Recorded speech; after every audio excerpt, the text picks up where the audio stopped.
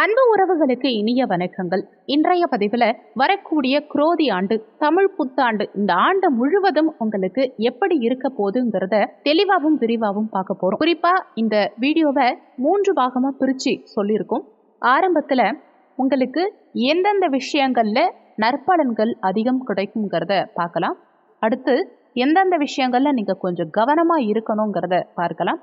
கடைசியா உங்க சுயஜாதகத்துல கிரகநிலைகள் எந்தெந்த இடத்துல இருக்கு, அந்த கிரகநிலைகளுக்கு ஏத்த மாதிரி என்ன மாதிரியான பலன்கள் உங்களுக்கு கிடைக்கும்ங்கிறத தெளிவாகவும் விரிவாகவும் பார்க்க போறோம். எந்தெந்த விஷயங்கள்ல உங்களுக்கு சுப பலன்கள் கிடைக்குமோ அது மாதிரியான விஷயங்களை இந்த காலகட்டத்துல நீங்க கொஞ்சம் கூடுதலாவே முயற்சி எடுத்து செய்யலாம். இன்னுமே சிறப்பு பலன்கள், விசேஷ பலன்கள் கிடைக்கும். எந்தெந்த விஷயங்கள்ல நீங்க கவனமா இருக்கணும்னு சொல்றோமோ அந்தந்த விஷயங்கள்ல நீங்க கொஞ்சம் கவனமா இருந்தீங்கன்னா பெரிய அளவுக்கு பிரச்சனைகள் வராம நீங்க உங்களை பாதுகாத்துக்கலாம். முக்கியமான விஷயம், வீடியோல சொல்லக்கூடிய இந்த கோச்சார பலன்கள் ஒரு 20% அளவுக்கு மட்டும்தான் எல்லாருக்குமே பொருந்தும். மீதம் இருக்க 80% அளவுக்கு உங்க சுயஜாதகப்படி தான் உங்க வாழ்க்கையில நிறைய விஷயங்கள் நடக்கும். இப்போ கோச்சார அடிப்படையில 20% அளவுக்கு பலன்கள் உங்க வாழ்க்கையில இந்த குரோதி ஆண்டு என்ன மாதிரியான பலன்கள் கொடுக்க போகுதுங்கிறத பார்க்கலாம். வீடியோவை முழுமையா பார்க்கறதுக்கு முன்னாடி நீங்க நம்ம சேனலுக்கு புதிய வியூவரா இருந்தீங்கன்னா கீழே இருக்க சப்ஸ்கிரைப் பட்டனையும் பக்கத்துல இருக்க ஆல் நோட்டிபிகேஷன் பெல் பட்டனையும் பிரஸ் பண்ண மறந்துடாதீங்க. கும்பராசியை பொறுத்த வரைக்கும் அவிட்டம் 3, 4 பாதங்கள், சதயம் 1, 2, 3, 4 பாதங்கள், பூரட்டாதி 1, 2, 3 பாதத்தை உள்ளடக்கியது கும்பராசி. கும்பராசிக்கு அதிபதி சனி பகவான். வீடியோல சொல்லக்கூடிய பலன்கள் ஆண் பெண் இருபாலருக்கும் பொருந்தக்கூடிய பலன்கள். கும்பராசி அன்பர்களை பொறுத்த வரைக்கும் இந்த காலகட்டத்துல முதல்ல வேலை கிடைக்கும். நீண்ட காலமா வேலை இல்லாம இருந்த கும்பராசி அன்பர்களுக்கு இந்த காலகட்டத்துல நிச்சயமா வேலை வாய்ப்புங்கிறது கிடைக்கும். இன்னொன்னு, வேலையை பொறுத்த வரைக்கும் ரொம்ப சிறப்பான அமைப்புங்கிறது இல்லை. கிடைக்கிற வேலையை பயன்படுத்திக்கிறது இந்த காலகட்டத்தில் உங்களுக்கு நல்லது. வேலையே இல்லாமல் இருந்தவங்களுக்கு வேலை கிடைக்கும். ரொம்ப பெஸ்ட்டான வேலை கிடைக்குங்கிறது எதிர்பார்க்க வேண்டாம். இன்னொன்று, உங்களுக்கு ஜென்மராசியிலேயே சனி பகவான் இருக்கிறதும் 2, 8ஆம் இடங்கள்ல ராகு கேது இருக்கிறதும் பெரிய நன்மைகளை கொடுக்கக்கூடிய அமைப்பு இல்லைங்கிறதுனால இந்த சிறப்பான வேலை கிடைக்கும்ங்கிற அளவுக்கு இல்லை, ஆனால் வேலை கிடைக்கும். அதனால கிடைக்கும் வேலையை பயன்படுத்திக்க பாருங்க. அடுத்து, தொழில் அமைப்புகளில் இதுவரைக்கும் இருந்த மிக கடுமையான நெருக்கடிகள் இந்த காலகட்டத்தில் ஓரளவுக்கு குறையும். இதுவரைக்கும் தொழிலில் ஒரு வளர்ச்சியே இல்லாமல் ஓடாம நெருக்கடியா இருந்த சூழல் நிச்சயமா கொஞ்சம் மாறும். பரவாயில்ல, ஓரளவுக்கு சம்பாதிக்கிறோங்கிற லெவலுக்கு வரும். இன்னொன்று, வெளிநாடு முயற்சி பண்ணிட்டு இருக்கவங்களுக்கு, ஃபாரின் போகணும்னு நினைக்கிறவங்களுக்கு இது சாதகமான காலகட்டம். வெளிநாடு செல்லக்கூடிய அமைப்பு இந்த வருடத்துல உங்களுக்கு சிறப்பாகவே இருக்கு. வெளிநாட்டு வாழ்க்கைங்கிறது இந்த காலகட்டத்தில் உங்களுக்கு நல்லாவே இருக்கும். அடுத்து, தாயுடைய உடல்நலம் சார்ந்த தொந்தரவுகள் இந்த காலகட்டத்தில் நீங்கும். தாய் வழியில இதுவரைக்கும் இருந்த நீண்ட கால உடல் உபாதைகள் இந்த காலகட்டத்தில் நிச்சயமா ஒரு நல்ல நிலைக்கு வரும். உடல்நல தொந்தரவுகள் பரிபூர்ணமா இந்த காலகட்டத்தில் தாய்க்கு சரியாகும். உறவினர்கள் வகையில இருந்த பிரச்சனைகள் எல்லாம் இந்த காலகட்டத்தில் சற்று குறையும். உறவுகள் வகையில இருந்த சிக்கல்கள் எல்லாம் இந்த காலகட்டத்தில் குறையும். அதே மாதிரி குழந்தைகளுக்குமே படிப்புல இருந்த மந்தத்தன்மை இந்த காலகட்டத்தில் குறைய ஆரம்பிக்கும். ஆட்டோமேட்டிக்காக குழந்தைகளுக்கு இந்த காலகட்டத்தில் படிப்பில் ஆர்வம் பிறக்கும். ஆன்மீகத்தில் இருக்கவங்களுக்கு இந்த காலகட்டத்தில் ஆன்மீக நாட்டம் அதிகரிக்கும். மருத்துவம், ஆன்மீகம், ஜோதிடம், வழக்கறிஞர், நீதிபதி, வக்கீல் இது மாதிரி சொல்லிக் கொடுக்கறது, போதனை பண்ணுறது, ஆன்மீகம் இது சார்ந்த துறைகளில் இருக்கவங்களுக்கு, நீதி சார்ந்த துறைகளில் இருக்கவங்களுக்கெல்லாம் இந்த காலகட்டத்தில் நல்ல முன்னேற்றம் இருக்கும். வருமான ரீதியாக நல்ல உயர்வு இருக்கும். சொந்த ஊரை விட்டு வெளி மாநிலம், வெளிநாடு சென்று வேலை தேடுறவங்களுக்கும் பிஸ்னஸ் பண்ணுறவங்களுக்கும் இந்த காலகட்டத்தில் வருமானம் நிச்சயமாக இந்த காலகட்டத்தில் அதிகரிக்கும். பூர்வீகத்தில் இருக்கவங்களை விட மிக கடுமையான தடங்கல்கள், தொழில் வகையில் இருந்த தடங்கல்கள் இந்த காலகட்டத்தில் ஆகணும். கூட்டு தொழிலில் இருக்கவங்களுக்கும் இந்த காலகட்டத்தில் ஓரளவுக்கு முன்னேற்றம் இருக்கும். உங்கள் பேச்சால் ஓரளவுக்கு நீங்கள் தொழில் செய்யும் இடத்துல சமாளிச்சிருவீங்க. ஒரு சிலர் மலை போல இருக்கும் பெரிய பிரச்சனைகளை கூட ஓரளவுக்கு பேசியே சமாளிச்சிருவீங்க. இன்னொன்று, திருமணமும் சரி, குழந்தை பாக்கியமும் சரி, கோச்சாரத்தினால எந்த வகையிலையும் தடைகளை கொடுக்காது. அந்த விதத்தில் திருமணம், குழந்தை பாக்கியம்ங்கிறது உங்கள் சுயஜாதகப்படி நிச்சயம் உங்களுக்கு இருக்கதான் செய்யும். இந்த கோச்சார அடிப்படையிலான 20% பலன்கள் இப்போ சொல்லப்பட்டிருக்க இந்த விஷயங்கள்ல உங்களுக்கு சாதகமாக இருக்கும். வேற எதுவும் பெரிய அளவில் சாதகம்ங்கிறது கோச்சார அடிப்படையில் இல்லை, ஆனால் உங்கள் சுயஜாதகப்படி இருக்கலாம்.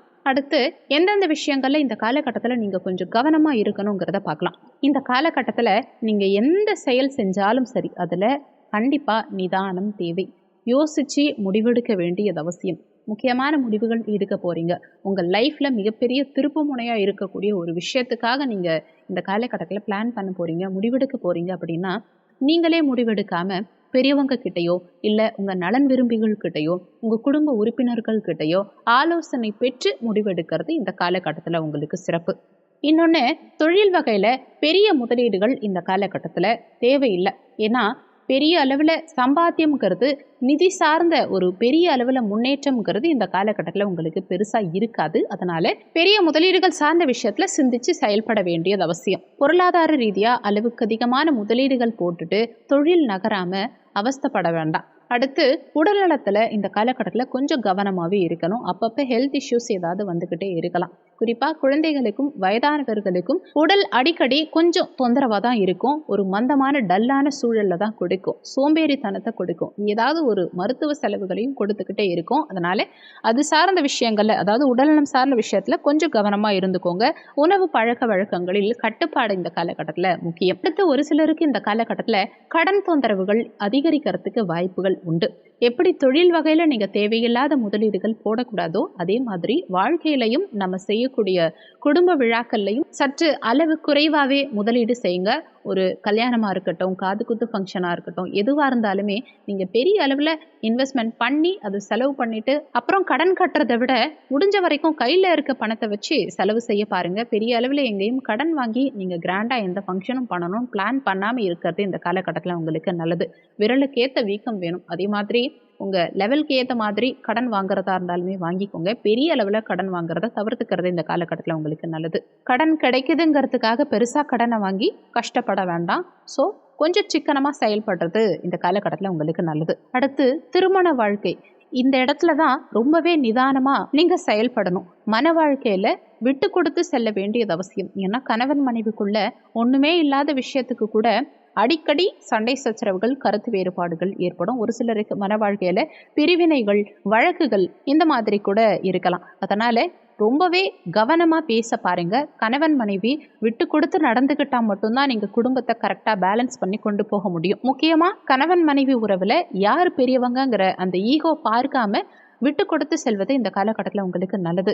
சின்ன சின்ன விஷயத்தையெல்லாம் இந்த காலகட்டத்தில் நீங்கள் பெருசாக வேண்டாம். எதுவாக இருந்தாலும் நம்ம மனைவி தானே பேசினாங்க, நம்ம கணவன் தானே பேசினாங்கன்னு சொல்லி அட்ஜஸ்ட் பண்ணி போகிறது இந்த காலகட்டத்தில் உங்களுக்கு நல்லது. அடுத்து, பணம் கொடுக்கல் வாங்கல் சார்ந்த விஷயங்களில் சிந்தித்து செயல்பட பாருங்கள். முடிஞ்ச வரைக்கும் யாருக்கும் நீங்களும் கடனாக கொடுக்க வேண்டாம். பணத்தை நீங்களும் மற்றவங்க கிட்ட கடன் வாங்க வேண்டாம். இது உங்களுக்கு நல்லது.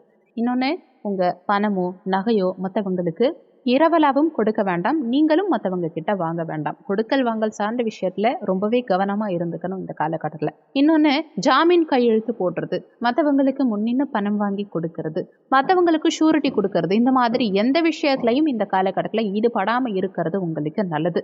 எங்கேயாவது ஜாமீன் கையெழுத்து போட்டிங்கன்னா நீங்கள் வாங்கி கொடுத்தவங்க போயிடுவாங்க. நீங்கள் தான் அதையெல்லாம் சேர்த்து கடனை சுமக்கிற மாதிரி சூழல் உண்டாகலாம். முடிஞ்ச வரைக்கும் யாருக்குமே வாக்கு கொடுக்காதீங்க. வாக்கு கொடுத்தாலும் காப்பாற்ற முடியாமல் போகலாம். ஜாமீன் கையெழுத்தும் போடாதீங்க. பொருளாதாரம், தொழில் அமைப்பு, குடும்ப உறவுகள், பருவ வயதில் இருக்கவங்களுக்கு தேவையில்லாத கெட்ட பழக்க வழக்கங்கள் இதையெல்லாம் கொடுக்கிற அமைப்பு இந்த காலகட்டம் கோச்சார் அடிப்படையில். அதனால் எதுலையுமே கொஞ்சம் கவனமாக இருந்துக்கோங்க. பெரிய அளவில் அகலக்கால் வைக்காதீங்க. பெரிய இன்வெஸ்ட்மெண்ட் எதுலையுமே தேவையில்லை இந்த காலகட்டத்தில். முக்கியமாக இருக்கிறத விட்டுட்டு பறக்கிறதுக்கு ஆசைப்பட வேண்டாம். இப்படி நீங்கள் எதுலையுமே கொஞ்சம் கேர்ஃபுல்லாக இருந்தீங்கன்னா பெரிய அளவுக்கு உங்களுக்கு முன்னேற்றம் இல்லைனா கூட பின்னடைவை தராது. உண்மையிலேயே ஓப்பனாக சொல்லணும்னா கும்பராசி அன்பர்களை பொறுத்த வரைக்கும் இந்த காலகட்டம் நீங்கள் வளர்றதுக்கு உண்டான காலகட்டம் இல்லை. நீங்கள் இருக்கிறத தக்க வச்சுக்கிறதுக்கு உண்டான காலகட்டம். இருக்கிறதையும் விடாமல் பார்த்துக்கிறது உங்கள் சாமர்த்தியம். அடுத்து, உங்கள் சுயஜாதகத்தில் இருக்கும் ஒரு சில கிரகநிலை அமைப்புகளின்படி இந்த காலகட்டத்தில் உங்களுக்கு என்ன மாதிரியான பலன்கள் கிடைக்கும்ங்கிறத பார்க்கலாம். உங்கள் சுயஜாதகத்தில் ராசி கட்டத்தில் கும்ப வீடு அல்லது ரிஷப வீடு, இந்த 2 ராசியில் நீங்கள் எந்த லக்னக்காரங்களாக இருந்தாலும் சரி, உங்கள் ராசி கட்டத்தில் கும்பம் அல்லது ரிஷப மனையில் குருவோ சுக்கிரனோ சனியோ புதனோ இந்த 4 கிரகத்தில் ஏதாவது ஒரு கிரகமோ அல்லது ஒன்றுக்கு மேற்பட்ட கிரகமோ இந்த கும்பம் அல்லது ரிஷப மனையில் இருந்தால், இப்போது ஏற்கனவே சொல்லியிருக்கோம் இல்லையா, கெடுபலன்கள் அது வெகுவாக குறைந்து நற்பலன்கள் அதிகம் உங்களுக்கு கிடைக்கும். இன்னொன்று, இந்த காலகட்டம் சிறப்பாக அமைய நீங்கள் செய்ய வேண்டிய முக்கியமான பரிகாரம் என்னென்னா, இப்போது கவனமாக இருக்க வேண்டிய சில விஷயங்கள் கொடுத்தோம் இல்லையா, அதில் நீங்கள் கவனமாக இருக்க வேண்டியது தான் முக்கியமான வாழ்வியல் பரிகாரம். இன்னொன்று, தெய்வ வழிபாடு என்னன்னா, கால பைரவர் வழிபாடு இந்த ஆண்டு உங்களுக்கு மிகப்பெரிய முன்னேற்றத்தை கொடுக்கும். இன்னொன்று, பிரதோஷ வழிபாடு, சிவ வழிபாடு, பிரதோஷ தினங்களில் சிவபெருமான் வழிபாடு செய்யறது மூலமாகவும் நல்ல முன்னேற்றம் இந்த காலகட்டத்தில் உங்களுக்கு கிடைக்கும். இந்த வீடியோவில் உங்களுக்கு ஏதாவது சந்தேகம் இருந்தால் கீழே இருக்க கமெண்ட் செக்ஷனில் சொல்லுங்கள். நன்றி. மற்றும் ஒரு நல்ல பதிவோடு மீண்டும் உங்களை சந்திக்கிறோம்.